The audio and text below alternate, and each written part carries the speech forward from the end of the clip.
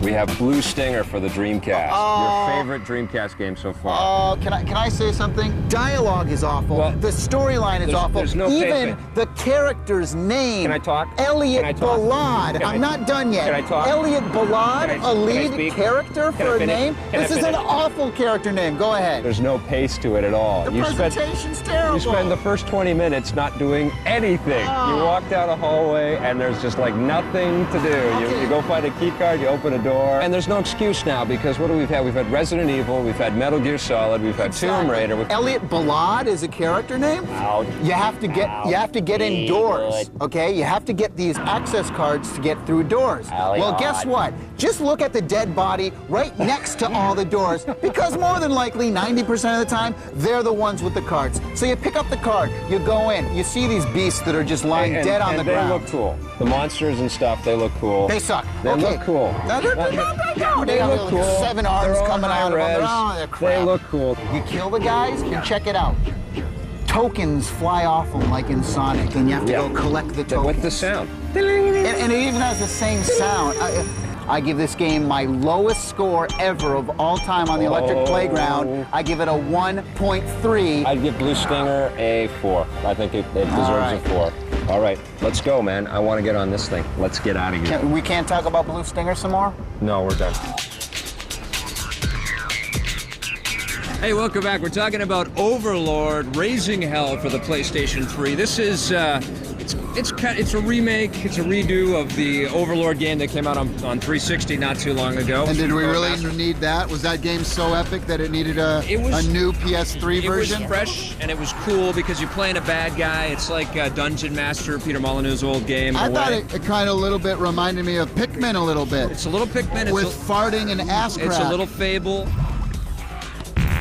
Overlord is, you basically play an evil, sort of just menacing bad guy who's controlling these little demon-like minions. Right. And what you do is you go from scenario to scenario, creating as much havoc as you can. Yep. In some ways, you try to kind of be Machiavellian and get the citizens and the humans kind of on your side so you can turn against them later on. Remember to be Machiavellian, There you go. because everyone knows what he's talking Yeah, about. you be a little evil, a little duplicitous. But basically what... Duplicitous. There you- Make sure.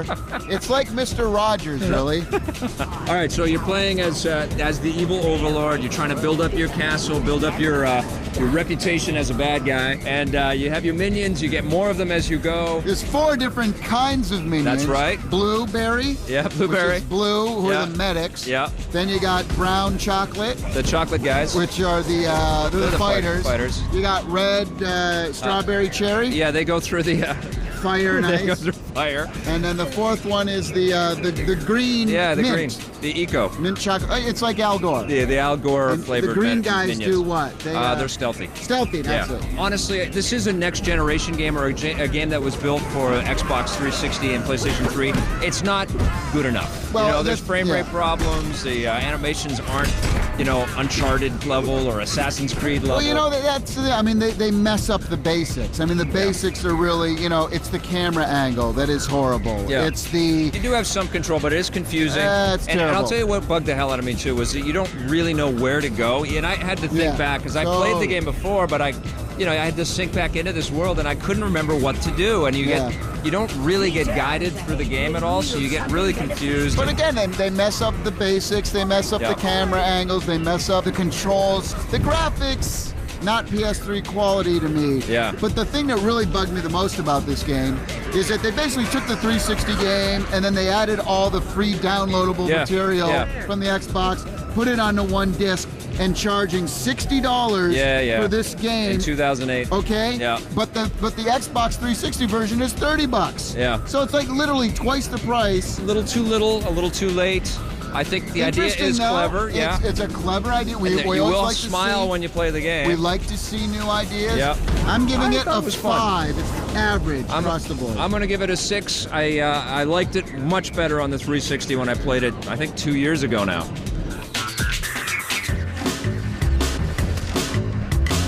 Today at Hardware, we've got something a little bit different. We're talking about Guitar Hero on tour for the DS. Now, this is the handheld Guitar Hero that you can play and take with you. What'd you think? I know you're a giant Guitar Hero fan. Yeah, well, you know, it's interesting. It's because it's different.